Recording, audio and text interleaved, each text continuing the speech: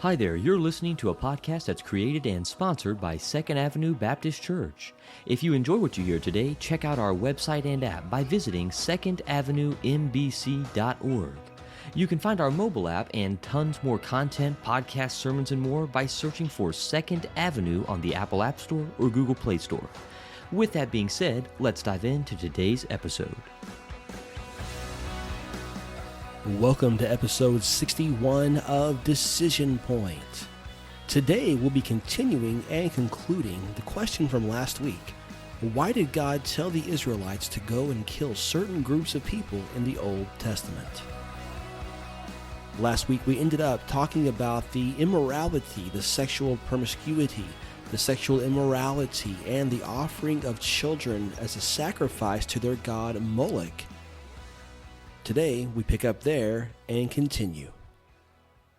And offering their children to Moloch had to do with live infants being placed in the palm of these statues that would burn intensely hot. And they would set their infants on there and let them burn to death. And researchers conclude that actually the priestly drummers, the people involved in these rituals of burning the children, letting them basically sizzle, would beat drums loudly so that would drown out the cries of the victims. But they were sacrificing, burning their children to this god Moloch. And God had been long-suffering, merciful, and gracious to these people for over 400 years. They had ample time, even having Abraham with them for a time, having Lot and their children with them, but yet they never turned from their sin throughout that time, all the way to the time the children of Israel were in captivity. So God is gracious and slow to anger. We know that from Psalms 145, but it doesn't last forever. Eventually, his righteous judgment falls upon all who deserve it. Now, how did God tell the people to destroy the inhabitants? For that, we go to Deuteronomy 20, verses 16 through 17.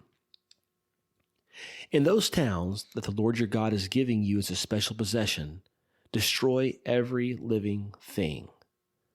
You must completely destroy the Hittites, the Amorites, Canaanites, Perizzites, Hivites, and Jebusites, just as the Lord has commanded you. Now, this is where the real problem from the secularists and the liberal theologians, where their problem really comes from. Why does everyone need to die? Why is it everything? Why is it every living thing? Now, to that I respond that anyone from those groups would most likely return to their former evil ways, the practices, and thus therefore lead Israel astray.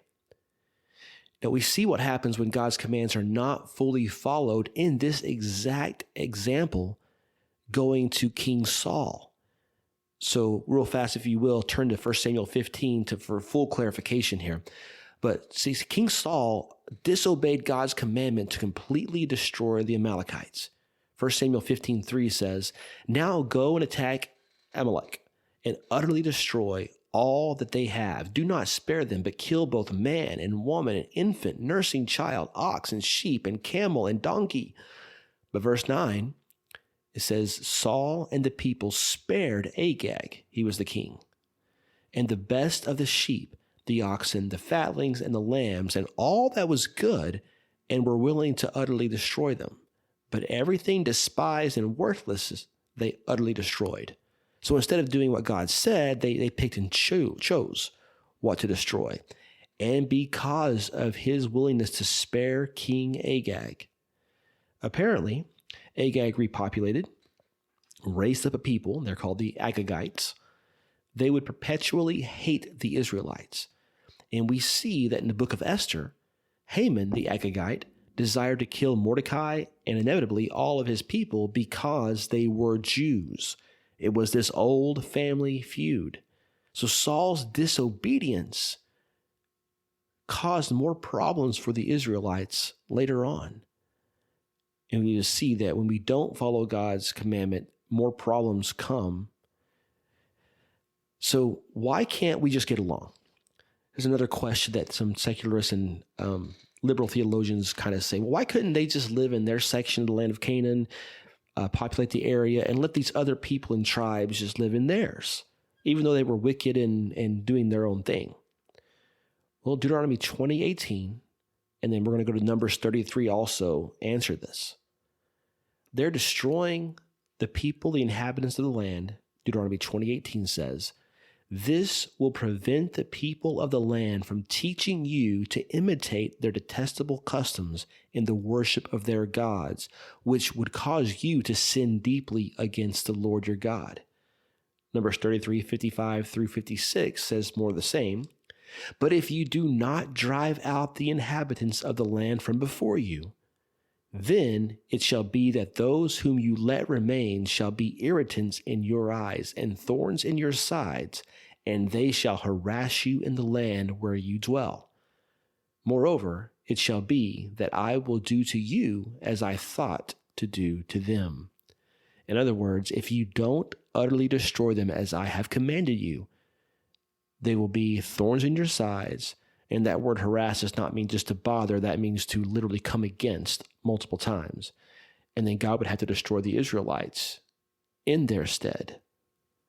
See, God knew that the Israelites would abandon his commands and be led astray by their beliefs, the other people's beliefs, the Canaanites, for example. This is the same for all believers. We are called to be separate from this world and all its evil. And we are called to reach those who are reachable. On the other hand, cooperating with the unreachable will only serve to diminish our love from God and turn ourselves away from him. So to wrap this all up, secularists and liberal theologians attempt to paint God as a moral monster because he allowed and actually commanded the slaughter of these people groups. However, during the multiple times Israel and Judah were exiled and enslaved, God was punishing them for their rebellion, and they say it was justified. So in other words, when Israel does the condemning and the taking care of what God has commanded them to do, that's wrong. It's immoral. But it's okay when the Israelites suffered to the Babylonians, the Assyrians, the Egyptians, because they deserve that. You can't have it both ways. And we have to understand, just like we already talked about, the Bible explains why these inhabitants had to be destroyed and removed. Their wickedness, their evilness were only going to serve to destroy the children of Israel. And one last thought on this. God could have sent a natural disaster to destroy the inhabitants. But I believe there's a good reason he didn't. I believe he wanted the Israelites to see firsthand the atrocity that these people groups were committing. So go with me on a journey real fast as we end this. Think about what happened during World War II, the Holocaust. We knew, and I say we, the Allies, knew things were happening around the world. We knew Jews were being maybe not necessarily tormented. There were rumors. There were people who knew about the Holocaust. There were people who knew about concentration camps, and they told Congress, they told their leaders, and a lot of this was brushed aside. But General Eisenhower, as he came upon these concentration camps, saw horrors that he never thought he would see. Maybe hearing a little bit of the pleading of what was happening to the people taken to these concentration camps and the rumors. But when Eisenhower saw firsthand the horrors of what happened, he commanded media to document the horrors so that the world would see what actually occurred there.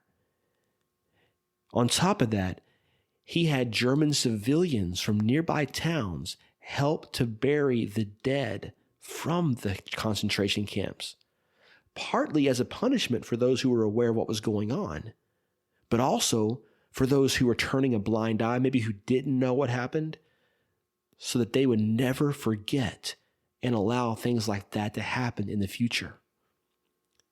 The Israelites, by being God's tool in destroying these evil and wicked people groups, would understand why they had to be destroyed. They would see the evil practices and by that be pushed away from falling into the same sins and understanding how wicked people can become.